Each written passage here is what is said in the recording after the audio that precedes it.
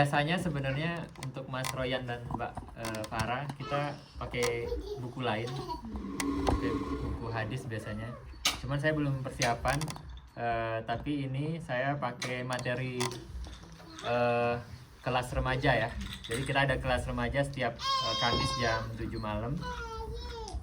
Salah satunya kita bahas tasawuf. Nah, materi yang kita pakai itu dari buku namanya Die Reinigung des Herzens. Aslinya Purification of the Heart. Jadi ini aslinya bahasa Inggris terus diterjemahkan ke bahasa Jerman. Aslinya lagi itu kitab intinya namanya Matoratul Qulub, karya Imam Al-Maulud. Nah, kemudian Syekh Hamzah Yusuf dari Amerika mengkomentari atau mensyarahi gedih itu apa? Puisi-puisi dari Matoratul Qulub ini. Yang artinya Die Reinigung des Herzens atau Purification of the Heart. Alhamdulillah ini kita dapat bukunya waktu itu sama Mas Khairuddin sama Mas Ihsan ke Syekh Mahmud Kellner di tahun lalu ya di Ramadan, terus sempat dapat bukunya, terus di YouTube juga ada beliau live streaming pengajian buku ini, jadi bisa dicek juga nanti. Jadi ini pembahasannya tentang tasawuf ya, teman-teman pasti di sini sudah tahu. Jadi di sini kita sama-sama mengingatkan kembali ada namanya tiga rukun lah ya, 3 rukun dalam agama kita atau 3 cabang dalam agama kita yang harus kita pahami, kita pelajari. Yang pertama itu kan iman, itu akidah. Kemudian yang kedua itu Islam, praksis, fikih dan lain-lain, gimana cara sholat. Dan yang terakhir itu ihsan. Ihsan itu adalah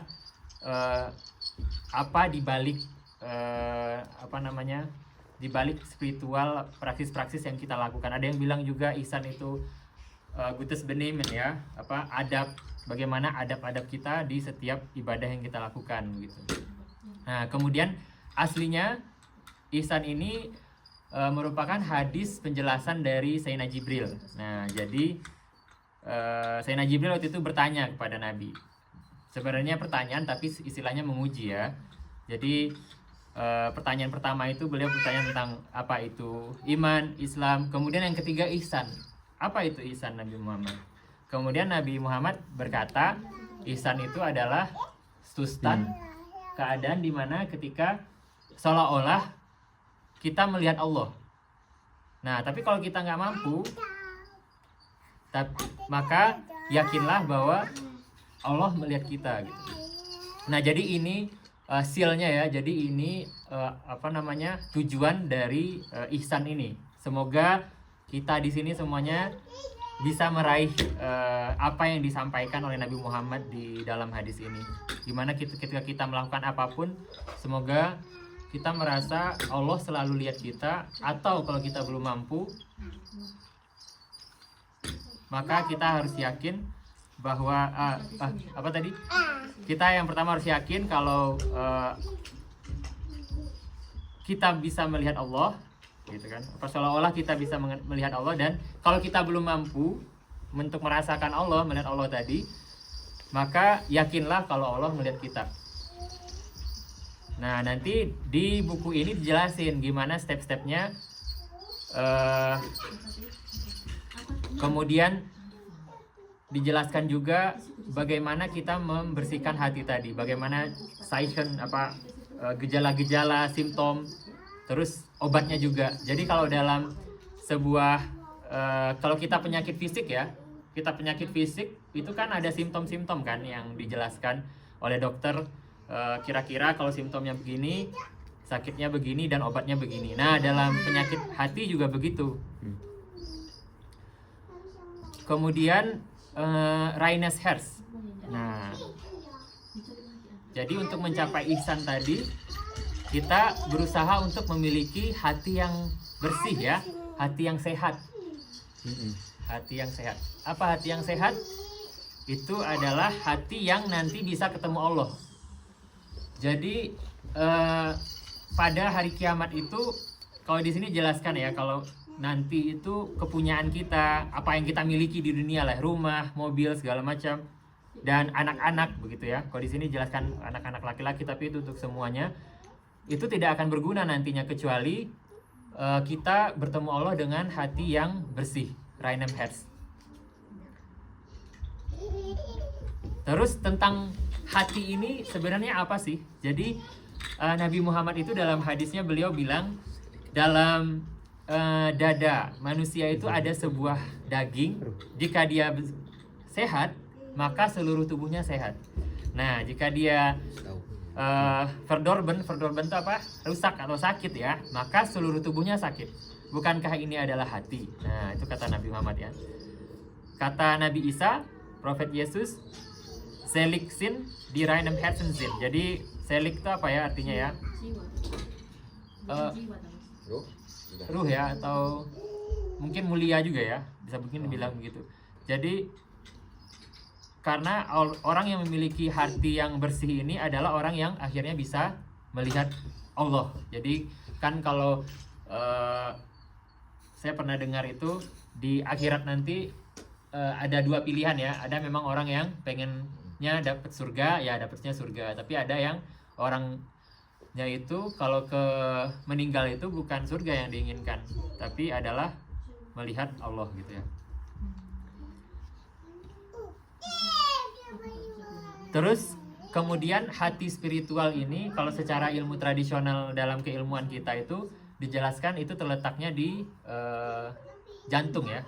Jadi jantung ini katanya kalau secara tradisional keilmuan kita itu tempat letaknya hati spiritual tadi.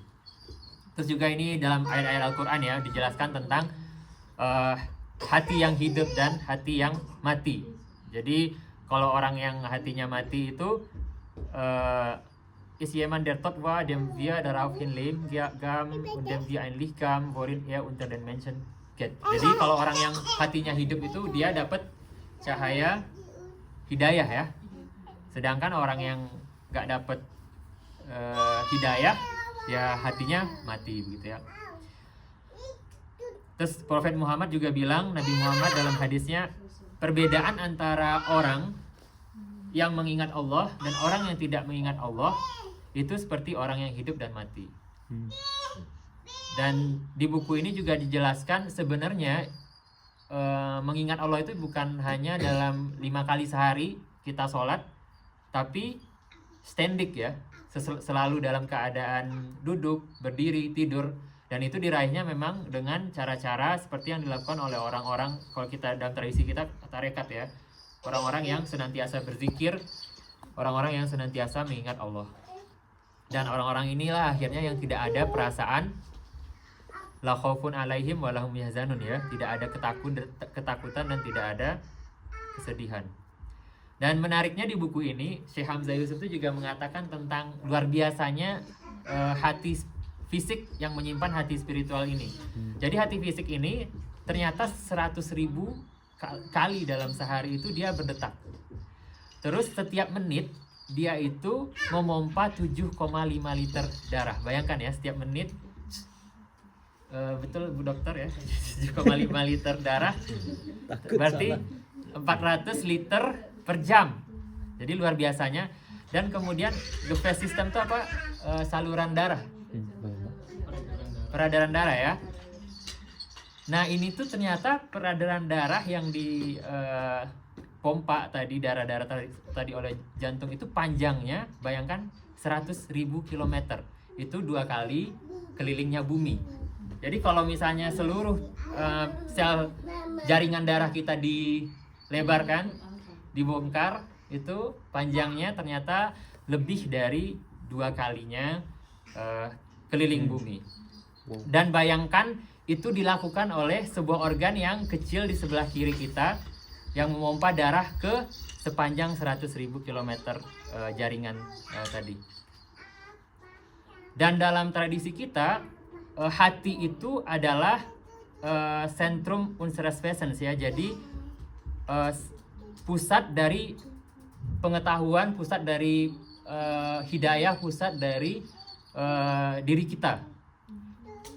Jadi dalam Quran juga dibilang mereka punya hati tapi mereka tidak memahami. Jadi kemudian kita memberikan hijab di hati mereka sehingga mereka nggak ngerti gitu kan. Jadi betapa pentingnya hati ini di dalam Islam, dan ini tidak hanya di buku ini lebih detail dijelaskan, itu tidak hanya dalam tradisi Islam tapi juga tradisi yang seperti tradisi Yunani, Grecian ya. Terus tradisi Cina itu juga kalau di Cina itu namanya Shen. Womit der Geist gemeint ist. Jadi kalau di Shen ini adalah pusat denken, gedanke, cinta, Suhorenwolle gitu. Terus kalau dalam tradisi Lateinis ya, itu adalah core. Kalau dalam English itu core, kemudian itu aslinya dari Lateinis yang berarti kern itu pusat ya. Kalau dalam Arabis itu lub. Dan ini penting sekali karena di semua tradisi di dunia tradisional itu hati itu menjadi pusat dari perasaan juga. Ketika orang jatuh cinta itu kan dibilangnya jatuh hati. Ketika orang sedih, sakit hati. Jadi ada apa dengan hati begitu kan? Jadi memang hati ini tidak hanya dalam tradisi Islam, tapi di tradisi kultur lain itu adalah merupakan pusat dari kehidupan. Jadi ini dijelaskan juga dalam hadis Nabi Muhammad SAW, hati itu adalah tempat menyimpan pengetahuan, dan dia itu sangat sensitif terhadap perilaku korper kita ya, perilaku fisik kita. Jadi ketika kita bermaksiat itu akan mempengaruhi hati. Jadi kalau dalam gimana hadisnya Ustaz Udin? Kalau bermaksiat ada satu titik itu sampai kalau dia tobat titiknya hilang ya, titik hitamnya atau gimana itu? Itu hadisnya? Gak apa. Jadi sangat pentingnya kita menjaga hati perilaku kita juga. Ternyata perilaku itu tidak hanya menimbulkan sisanya dosa catatan di malaikat ya, tapi hati tadi itu juga akan berdampak. Terus beliau juga menjelaskan tentang terminologi Unglaube atau kufur ya. Jadi dalam secara terminologi itu artinya kufur itu etwas subedeken ya, jadi untuk menutup sesuatu. Kalau dalam bahasa Inggris itu menjadi cover ya, jadi mirip kufur, cover. Terus dalam tradisi mungkin kultur-kultur orang barat itu kalau mereka punya masalah, mereka melakukan sebuah maksiat, misalnya mereka membunuh orang lah. Terus hati mereka itu akan terganggu ketika melakukan sebuah maksiat tersebut atau melakukan sebuah kriminalitas. Nah, untuk menutupi stres dari hati mereka mencari Heilmittel yang contohnya alkohol, drogen, yang which is dosa lagi kan. Nah, itu akhirnya menambah tertutupnya hati. Jadi pertama mereka udah melakukan sebuah maksiat, misalnya membunuh seseorang. Kemudian di hati mereka akan timbul efek yang negatif. Jadi untuk menutupi efek negatif ini, mereka malah menambah dengan tadi drogen, alkohol. Nah makanya di dalam tradisi mereka akhirnya mereka semakin terpuruk, begitulah istilahnya. Jadi mereka semakin terputus dari Tuhan. Tetapi dalam Islam kita diajarkan hati itu memiliki membutuhkan namanya narung ya, membutuhkan namanya makanan. Sedangkan yang tadi orang-orang yang mencari pelarian dengan alkohol dan lain-lain itu malah semakin membuat hatinya rusak, dan ya ini membuat hatinya semakin lapar ya, dan terputus dari tujuan kehidupan manusia, yaitu untuk beribadah kepada Allah. Beliau menjelaskan secara umum ada dua macam penyakit hati. Yang pertama tuh syubhat. Syubhat tuh gestortes verständnis. Itu artinya ketika kita memiliki pemahaman yang salah tentang Tuhan. Misalnya dalam tauhid kita meyakini semua hal yang kita dapatkan itu adalah dari Tuhan. Semua apapun misalnya kita nih, sekarang lagi saya duduk, Mas Udin, Mas Miftah, Mas Royan depan saya, istri saya di sini. Itu kalau tauhid kita itu kita harus meyakini Allah yang udah nentuin gitu. Kita bisa kumpul di sini.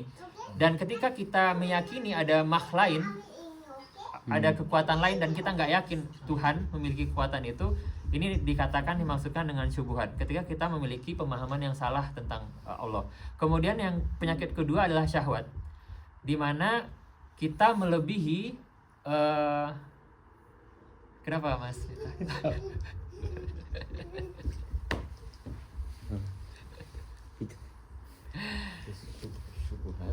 Kemudian syahwat ya, syahwat ini mungkin maksudnya ininya ya, jamaknya ya. Jadi terus ketika kita melebihi, kita ini kan punya fitrah ya masing-masing ya. Nah ketika fitrah itu sudah terlebih überschritten, apa istilahnya itu, melebihi batas. Nah itulah yang menjadi penyakit nantinya. Jadi ketika makan terlalu banyak, jadi malas untuk ibadah, tidur terlalu banyak, minum terlalu banyak, gitu kan. Jadi itu menimbulkan kerasnya hati ya, kalau dalam ajaran guru-guru kita. Jadi apa yang terlalu banyak itu tidak baik. Terus tentang bukunya sendiri. Jadi buku aslinya itu Mataratul Qulub, itu Reinigung des Herzen, itu adalah susunan dari puisi-puisi yang ditulis oleh Syekh Muhammad Maulud Al-Yaqubi Al-Musawi dari Mauritania ya, makanya ini sih Mauritani. Beliau adalah ulama gitu ya, di semua cabang ilmu keislaman, dan alasan beliau membuat buku ini karena beliau melihat pada masanya luasnya tersebarnya penyakit hati di murid-murid yang belajar ilmu agama, dan mereka melupakan ilmu yang sangat penting, yaitu tadi ilmu tentang hati spiritual. Dan di sini dijelaskan juga kenapa hati itu penting dan kaitannya dengan perbuatan kita. Nah, dalam penjelasan ini dijelaskan kalau perbuatan yang kita lakukan, kita bicara, kita komunikasi, sholat dan segala macam itu, dalam hadis yang kita pelajari semuanya di hadis Nawawi, itu tergantung akan dinilai berdasarkan niat ya. Jadi handlungen sind entsprechend ihrer Absicht. Nah kalau misalnya niatnya betul, maka akan baik hasilnya gitu. Dan Absicht ini, niat itu aslinya timbul dari hati. Nah makanya kalau misalnya dalam mazhab Syafi'i, wajib itu ketika niat itu dalam hati dan bersamaan ketika melaksanakan, misalnya kalau sholat takbiratul ihram, kalau wudhu waktu membasuh wajah begitu ya. Dan beliau juga menekankan di sini bahwa kelemahan dari masyarakat kita sekarang itu adalah kelemahan karakter yang bersumber dari hati.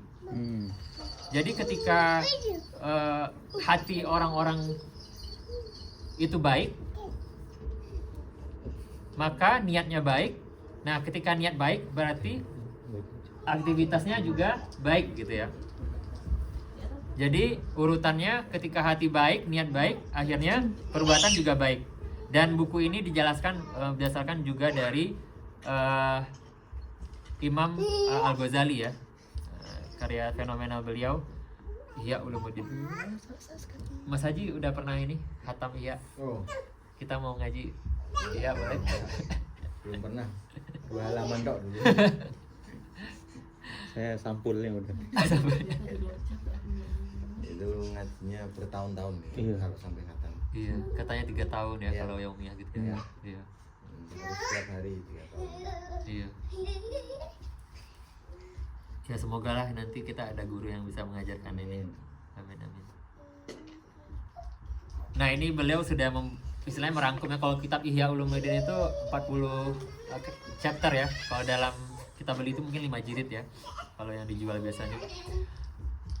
Terus dijelaskan juga di sini ujian-ujian di dunia. Jadi setiap hal yang kita lihat ketidakadilan di dunia ini berasal dari hati manusia. Kalau misalnya hatinya bersih, sehat, maka kriminal tadi atau ketidakadilan tadi, dosa-dosa tadi itu nggak akan ada gitu.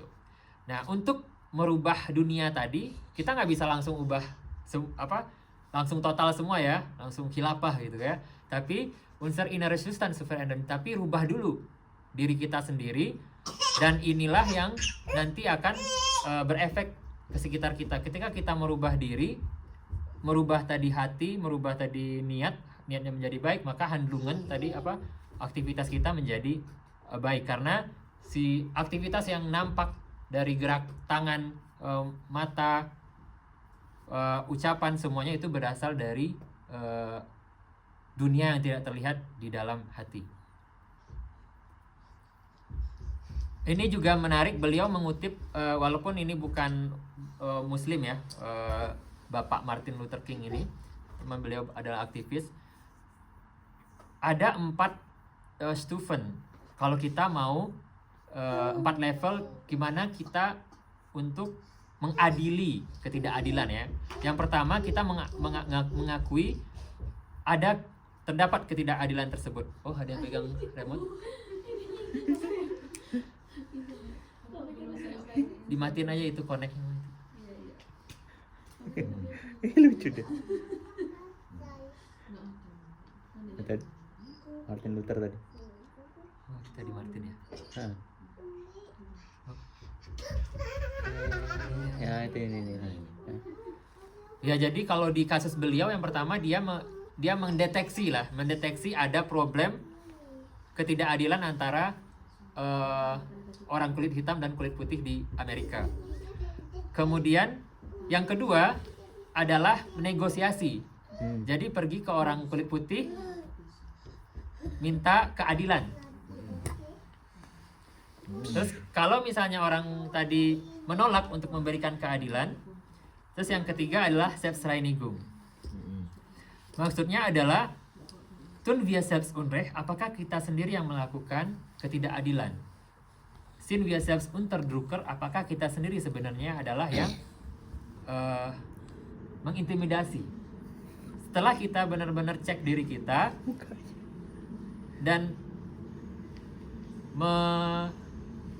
menyingkirkanlah, menyehatkan, menyembuhkan ketidakadilan kita, itu baru kita menuntut ke orang lain keadilan tersebut. Jadi cek diri dulu kita, baru untuk menuntut ke orang lain. Makanya sebenarnya hal-hal yang kita pelajari di sini itu untuk diri kita dulu gitu. Jangan ini digunakan untuk menjudge orang lain gitu ya. Ya, jadi kayak pertanyaan kenapa terjadi perang di dunia ini. Terus padahal sebenarnya ini datang dari diri kita sendiri gitu. Jadi, terus ini dalam Al-Qur'an, dalam surat Al-An'am ya, ayat 129. Jadi dijelaskan juga di sini ini Imam Fakhruddin Ar-Razi menjelaskan artinya. Sebenarnya terjadi opresi misalnya seperti yang kita lihat ya. Kalau di Existence for Unterdrückung, jadi ketika sebuah misalnya opresi terjadi atau kriminalitas terjadi terhadap di bumi ini, itu kemungkinan itu terjadi karena sebelumnya ada opresi juga. Jadi kayak sejarah yang berulang begitu. Jadi bisa jadi kaum A itu sebelumnya yang diopresi sekarang juga mengopresi orang lain dulunya gitu. Tapi beliau juga di sini bilang ini nggak berlaku untuk ujian gitu. Kayak ujian naik tingkat yang terjadi misalnya pada nabi-nabi kita gitu. Jadi kayak kita kan orang-orang soleh kayak Nabi Muhammad itu juga diuji. Nah, ketika orang-orang ini diuji dengan sabar, maka Allah akan memberikan mereka kemenangan dan inilah yang terjadi kepada Nabi Muhammad SAW. Ya kalau Nabi Muhammad kan diceritakan kalau di Mekah beliau dikriminasi, di istilahnya sangat diintimidasi. Tapi apa yang beliau lakukan, beliau sabar, kemudian Allah memberikan beliau kemenangan. Dan dalam waktu 23 tahun Nabi Muhammad itu menjadi herrscher ya, pemimpin di seluruh Halb Insel Arabisch. Dan beliau malah mengampuni ya, kalau ceritanya itu mengampuni Imam Abu Sufyan ya. Iya iya. Abu Sufyan sama Istrinya ini. ya. Jadi padahal beliau yang mereka yang memerintahkan untuk membunuh paman Nabi, tapi Nabi Muhammad mengampuni mereka. Dan itu bedanya dengan dan itu juga yang menjadikan ada kayak politisi Belanda yang terkenal yang masuk Islam itu, yang beliau meneliti Islam sebenarnya tahu. untuk apa namanya? Untuk mencari tahu kelemahan Ya, Islam. untuk mencari tahu kelemahan Islam. Setelah bertemu Syekh Abdul Hakim Murad kalau nggak salah. Oh beliau gitu ya. mualafnya. Oh. Ada videonya. Iya, aku dengar juga dia cerita. Oh iya, dia baca buku. Kalau nggak salah gitu apa. Pokoknya dia baca tentang sejarah. Kan si Hindun itu yang merintahin bunuh Hamzah. Tapi setelah Fathul Mekah, oh ini pas Fathul Mekah pasti nih si Hindun ini habis. Dia dalam pikiran dia gitu kan. Nabi Muhammad pasti bakal balas dendam. Ternyata malah Nabi Muhammad mengampuni ya, memberikan rahmat. Dan ini adalah sebuah pekerjaan yang sangat besar, sebuah pekerjaan yang sangat harus dilakukan terus-menerus ya. Adalah pekerjaan dengan urusan hati. Karena hati ini setiap hari bersama kita dan kita harus menjaga ini hati ini supaya tidak sakit dan supaya tidak rusak.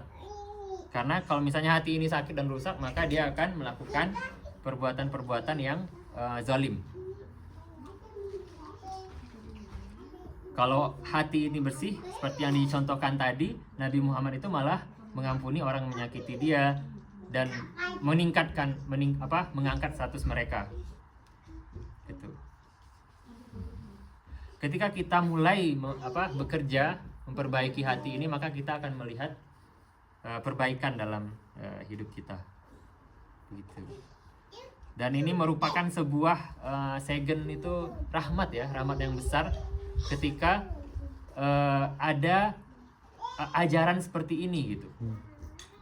Dan tinggal bagi kita itu sebenarnya adalah mengamalkannya gitu.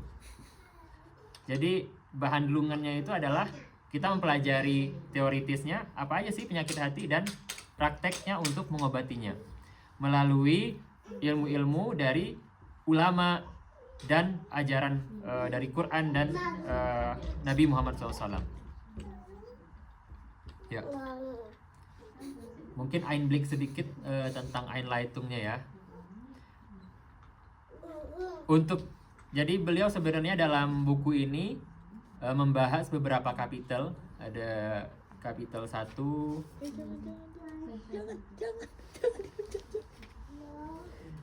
Kapitel 1 sampai 29. Terus kemudian dijelaskan di chapter-chapter itu apa saja penyakit-penyakit hati. Yang pertama guys, artinya pelit ya, kayak Ubermut, Has, benci, Unrecht, ketidakadilan, Liebe des Zudiserwel, cinta dunia, fantasi. Nah kalau kita suka berfantasi ini ternyata juga tidak bagus ternyata ya. Tapi kalau misalnya fantasinya yang mengarah ke tidak baik ya. Takut akan kelaparan atau kemiskinan, ria, tidak puas dengan kodonya Allah, kodo-kodor, dan padahal itu iman ya, iman keenam. Streben nach Ansehen itu mencari panggung ya, rang atau room gitu ya. Falsche Hoffnungen, Argwohn, Selbstgefälligkeit, Betrug, Son, marah, Achlosigkeit, Groll, Prahlerei, Arroganz, Unzufriedenheit mit Tadel, Abneigung gegen Tod, gak pengen mati ya.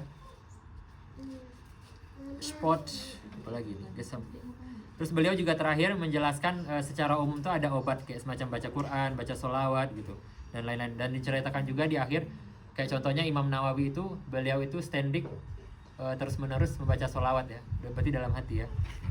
Dan kuncinya untuk yang pertama, untuk memulai membersihkan hati ini adalah gutes benim, adalah adab. Jadi adab ini propertiesnya apa aja? Nah, yang pertama itu Bescheidenheit, kemudian Schamhaftigkeit. Demut, maksudnya yang pertama itu malu ya, malu di hadapan Allah, memiliki sikap malu di depan Allah, dan sikap merasa rendah di depan Allah. Nabi Muhammad bilang setiap religion itu punya Eigenschaften, punya ciri khas. Nah, ciri khas agamaku adalah sifat malu. Dan kemudian sifat zul ini, sifat merasa rendah ini mungkin beda ya dengan konsep orang-orang sekarang yang bilang pengajaran parenting sekarang, kamu hebat, kamu luar biasa, kamu ini. Tapi yang ditekankan dalam Islam adalah kamu hebat dan kamu segala macam itu berasal dari memang kamu hebat karena kamu diberikan nilai oleh Allah, karena kamu diciptakan oleh Allah. Jadi itu yang membedakan konsep kita, istilahnya mungkin kalau parenting kita dengan parenting yang dari luar Islam gitu. Karena kita menyadari apapun nilai yang kita dapatkan itu datangnya dari Allah. Dan di akhirat nanti kebalikannya ya. Jadi ketika orang di dunia merasa rendah di hadapan Allah, mengakui dosa-dosanya, saya rendah, saya memiliki banyak dosa ya Allah, itu malah diangkat sama Allah. Kalian kayak pasti semuanya udah pernah ngerasain ya, ketika benar-benar kayak ngerasa tobat, nangis gitu kan di depan sajadah, ya Allah, kayak udah lemah banget, itu kayak ngerasanya plong banget, abis itu kayak problem jadi solve gitu kan. Dan memang betul, jadi ketika orang di dunia itu merasa rendah di hadapan Allah, dia akan ditinggikan oleh Allah. Sedangkan ketika dia di dunia itu nanti arrogance, nanti kebalikannya di akhirat dia akan direndahkan. Dan ketika kita berdosa, selalu yang harus kita ingat ya, karena ini memang fitrahnya manusia, kita harus mengambil cara-cara Nabi Muhammad. Jangan sampai kita terlarut dengan bisikan-bisikan setan yang bilang, kamu udah banyak dosa, kamu udah semua terlambat, kamu vertik gitu ya. Tapi kita harus ingat katanya Nabi dalam hadis itu ada diskusi ya, Ustaz. Setiap Bani Adam berdosa. Iya. Kemudian yang paling baik dari mereka adalah yang kembali ya, taubat. Ya. Jadi memang itu adalah fitrah kita, dan kita harus memang mengakui kekurangan kita tadi, merasa rendah, merasa lemah, dan merasa butuh kepada Allah. Dan apa yang harus kita lakukan setelah itu adalah kita bangkit gitu ya, melakukan kebaikan. Jadi ketika kita melakukan dosa, maka setelah itu lakukanlah kebaikan. Itu kalau nggak salah kita udah bahas hadisnya juga ya, yang Abu Hurairah, la ilaha illallah ya. Kalau nggak salah Abu Hurairah tanya, Nabi, kalau nggak salah hadis Nabi bilang ketika kamu melakukan intinya pokoknya setelah melakukan perbuatan dosa, perbuatan buruk, maka ikuti dengan kebaikan, dan termasuk itu yang paling baik adalah kalimat la ilaha illallah. Makanya kita beruntung jadi orang NU, kita ada tradisi tahlilan yang insya Allah itu salah satu kebaikan yang bisa menutupi keburukan-keburukan kita. Dan ini ada juga sprichwort dari orang Jerman ya, when man gestolpert ist aufstehen, berdiri, Krone richten, jadi mahkotanya dibenerin, terus weitergehen ya, lanjut. Dan krone kita apa? Krone kita itu adalah krone sebagai manusia, yaitu Bani Adam. Karena kita adalah juga Syekh Mahmud lucunya di sini jelasin, kita kan merasa sangat, kalau di Indonesia ya, kita merasa sangat respect, agung, takut dengan Habib-Habib gitu, cium tangan segala macam. Tapi kita sebenarnya juga adalah keturunan Nabi. Kita kan semuanya keturunan Nabi Muhammad gitu kata Syekh Mahmud. Dan itu adalah kita adalah keturunan dari Nabi Adam dan kita bukan dari kalau teorinya Barat kita kan dari hewan ya, tapi kita adalah dari Nabi Adam alaihissalam. Dan insya Allah ketika kita bisa mulai tadi melihat bagaimana ketika kita mulai menerapkan adab tadi ya, adab tadi kita haya, merasa malu dan merasa rendah di hadapan Allah gitu kan. Allah udah ngasih banyak nih ke kita. Sampai saat ini kita dikasih keluarga, kasih anak, istri, teman, guru-guru, dan yang paling tinggi kan itu adalah kenikmatan iman ya, karena iman itu yang menjadi tiket kita nanti ke surga, miftahul jannah ya, kuncinya surga. Dan kita juga harus selalu melihat kekurangan kita dan bertaubat ya. Dan ketika kita menggabungkan dua ini, kayak syukur melihat kebaikan dan menggabungkan yang kedua melihat kekurangan kita, itu insya Allah proses dari perubahan positif akan ada di kehidupan kita, insya Allah.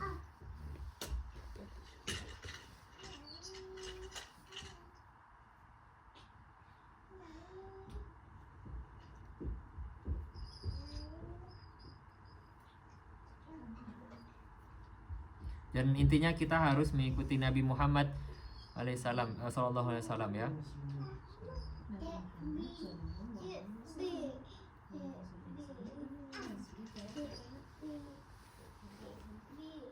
Dan ini dijelaskan juga apa sebenarnya kebebasan yang sejati itu adalah ketika kita bebas dari rasa tidak malu dan rasa arogan. Jadi yang tadi ya, kebalikan yang tadi. Dan kebebasan tadi itu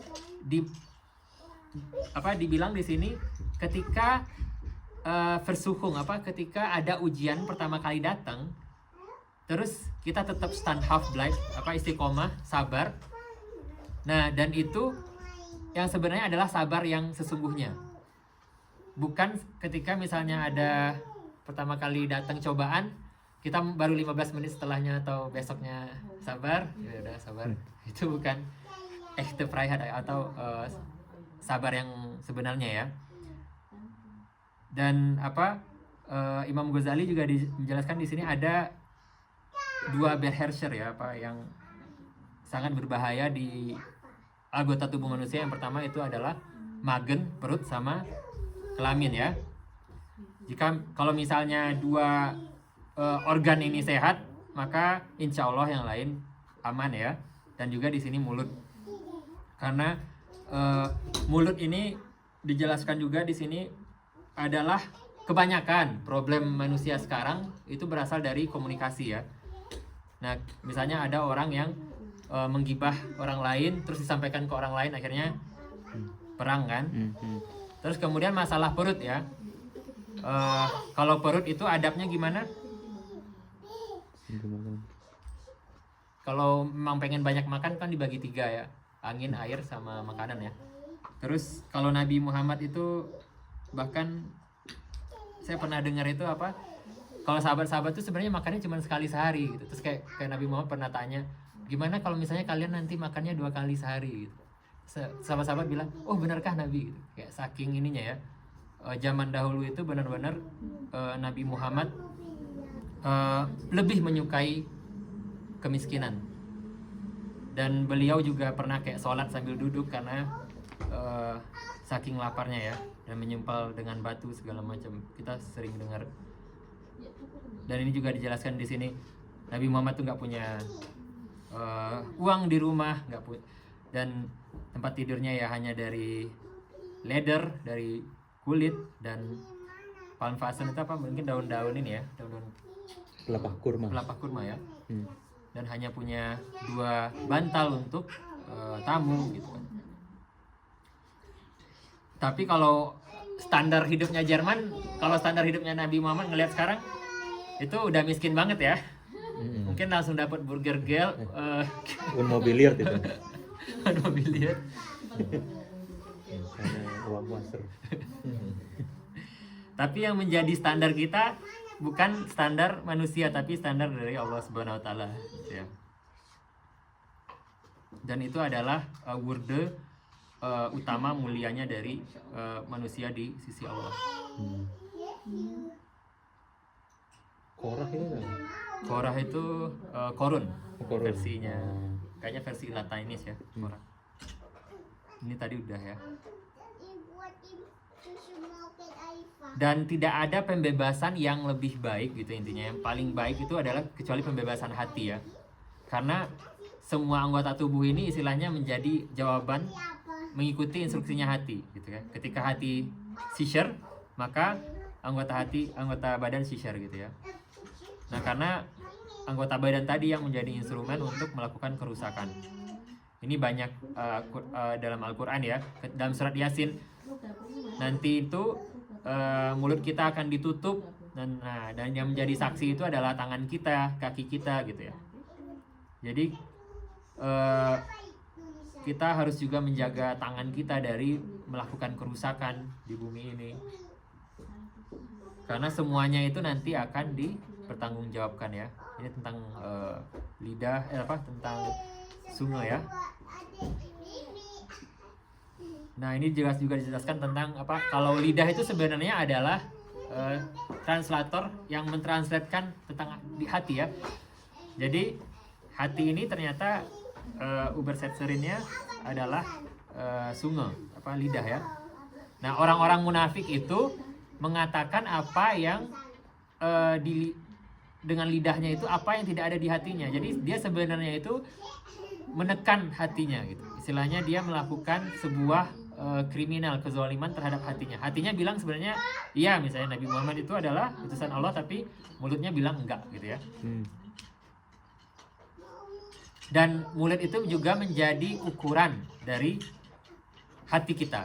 Nah, makanya ada pernah bilang kalau misalnya nggak mungkin ini teko keluar. Iya. Kalau isinya teh ya keluarnya teh. Iya betul. Air comberan. Iya. Keluar air comberan. Iya betul. Ya itu contoh yang bagus ya. Nggak mungkin kalau misalnya Hadis ya. Gak tahu hadis apa enggak? Atau kalam ulama lupa. kalam ulama kayaknya. Iya. Ya kalau hatinya isinya baik ya keluarnya baik gitu.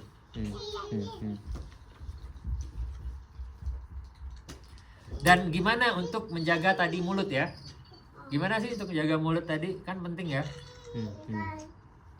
Karena itu menjadi ukuran sehatnya hati. Nah, itu dilakukan dengan membanyak zikir ya. Kalau ibu-ibu fatayat itu rajin sholawat ya, bisa 1.000, 5.000, 10.000 ya. Kalau bapak-bapak Ansor ini gimana? Jadi kita mencoba memperbanyak istilahnya zikir. Jadi ketika mulut ini aktif dengan zikir, akhirnya yang seharusnya ngomong yang nggak baik akhirnya teralihkan menjadi ngomong yang baik-baik. Intinya gitu ya. Siap, insya Allah sampai segitu dulu. Mudah-mudahan lain kesempatan kita bisa lanjut dan mungkin lanjut juga nanti kitab Usburiyahnya lagi. Terima kasih banyak atas perhatiannya.